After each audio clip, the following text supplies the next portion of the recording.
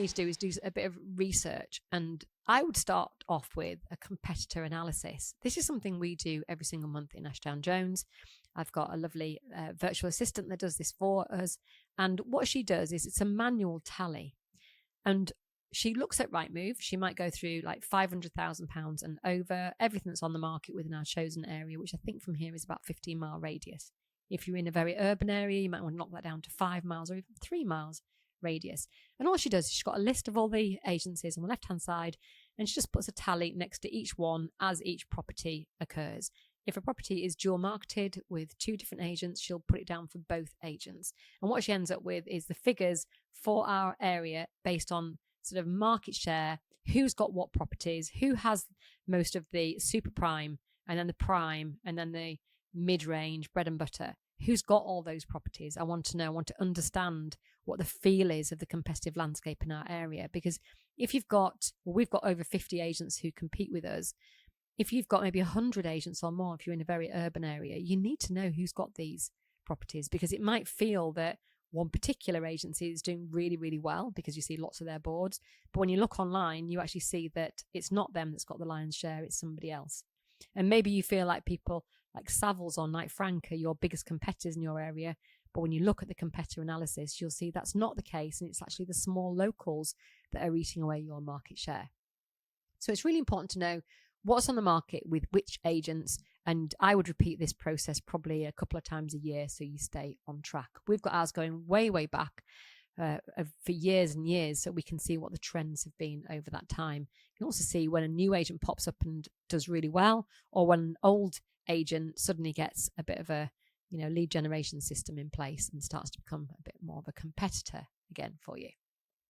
So once we've done the competitor analysis and we can see where our challenges are coming from, where's the competition coming from, then we need to look at our own agency and see exactly what you need to do in revenue this year and how you're going to do it. Now, that might be a big question for you. You might never have even thought about how you could answer that question, but we've got something called the Agency Revenue Generator. And if you want to send me an email, sam@ajmastermind.co.uk, we'll make sure we send one over to you, a blank version and also our Ashdown Jones version, so you can see how to fill it in and what one looks like when it's already filled in. And it is pretty simple. I think we've mentioned this a few times on our podcast, but you start off with putting into the first box, and obviously I'm trying to explain this to you, but it's an Excel spreadsheet, so it's a bit difficult. In the first box, you put how many letters you're going to send a month. So you might send 300 letters a month, you might send 2,000. Our figure is 1,250 letters per month. And we call those generated valuations that come off that. The alternative to that is non-generated valuations, and like an organic number of valuations. So in the first box, we put 1,250 letters per month. And in the second box, we put 6 organic valuations generated each month. And that's by all other methods other than letters. It might be word of mouth, referrals, previous vendor, could be an applicant conversion, lots of other ways that you are not generating valuations that come to you. Then there's a conversion rate from valuation to instruction, and that can be different from a letter valuation to a non-generated valuation, or say referral. And then it's the instruction to banked sales ratio. So what does that look like? And what you get at the top when you've put the number in and what you get at the bottom are directly correlated with each other. So I know if I knock the number of letters down, the number at the bottom, which is the revenue generated over the year, will also reduce. But I can tell you that if we have 6 organic valuations a month or not generated, and we send out 1,250 letters per month, the number at the bottom of the agency revenue generator for us is £768,500. And we're a sales-only agency with 1 branch, and we have roughly 5 staff or so purely in that agency. So it's a good number for the size of business we are.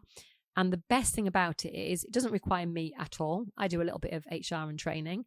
And Phil probably does about 10 hours a week in the agency, and everything else he does is in Mastermind and our other business interests as well. He maybe does 1 valuation a week, but it's very high. It's super prime valuation. So he's just got one coming on at 6 million, another one at 8 million.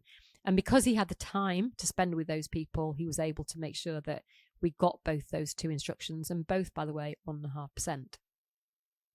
If you are running around like a headless chicken, how are you going to focus your time and attention on the 8 millions and the 5 millions, etc.?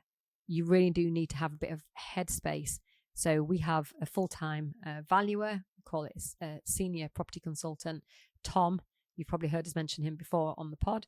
And he's the one that takes the lion's share of the running around and going to all the valuations. I think he does about 6 or 8 a week, in order to get, say, 3 to 4 properties on per week. So it's a system, isn't it? So that's the agency revenue generator. So after the competitor analysis, Bill and Ben are going to be doing their own agency revenue generator, and we can share that with his team so that they can see exactly why those numbers, those letters, are so important, and how they can contribute to the overall generated revenue at the end of the year. Then we're going to look at the structure of the business. And the reason to look at the structure is because we really want to free up Bill and Ben to be able to focus on what they need to focus on, which is making sure the business is growing. And that needs, as I said, headspace, emotional energy, and it needs you to not be running around door to door doing loads and loads of evaluations. So what can we identify in the structure of the business that will enable the partners to be freed up so they can spend a couple of days off site deciding on the general direction they want to go on? They can spend time with their team helping guide and lead the team, and they can really focus on growth. And that, I feel, will bring back their enjoyment and motivation, and it'll help them fall back in love with their business again. Otherwise, it feels like the business is just kind of running on a little hamster wheel, and they never get off. They're never doing anything different, and they're never excited about their business. Because what the business really needs is leadership, and leadership is the lifeblood of a business. If you don't have leadership, the business is rudderless like a ship, just kind of drifting, and you're not taking any, you're not empowering anybody, and you're not taking responsibility and accountability for the direction of the business and the destination you're trying to get to. It's just kind of just left to just find its own way. And that's where a super sharp competitor can come in and just take away all your market share. We'll put it this way: if you carry on running your business as you are doing, if you are in Bill and Ben's boat, and Ashdown Jones moving next door, who's going to win in that war?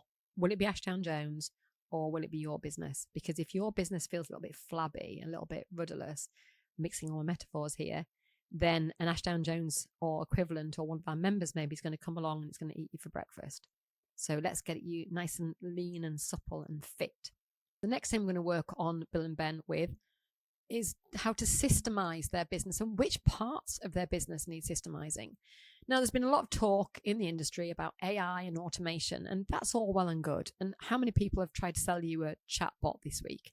Because it feels like what these companies are trying to help you do is shortcut some of the lengthy processes in your business. And some of those, yes, they need shortcutting, but automation may not be the answer. It might be systemization, and that's very different. Automation means it happens without anybody. Systemization means it should happen without you. But it doesn't mean that it's not a hands-on process. It absolutely is. If you look at the most beautifully crafted items in the world, I was watching something recently about Hermes bags and how they're created by hand, and the hand stitch and everything. They're beautiful. They're absolute works of art. And you could easily put in a robot with a sewing machine to make a Hermes bag, and you probably couldn't tell from a distance. But when you hold a Hermes bag, and this is a guess because I've never done it, I'm sure you can feel the love and the artisan and the craftsmanship that went into it. And that's what your business needs to feel like too. So you create the systems run the business, and the people in the business run the systems.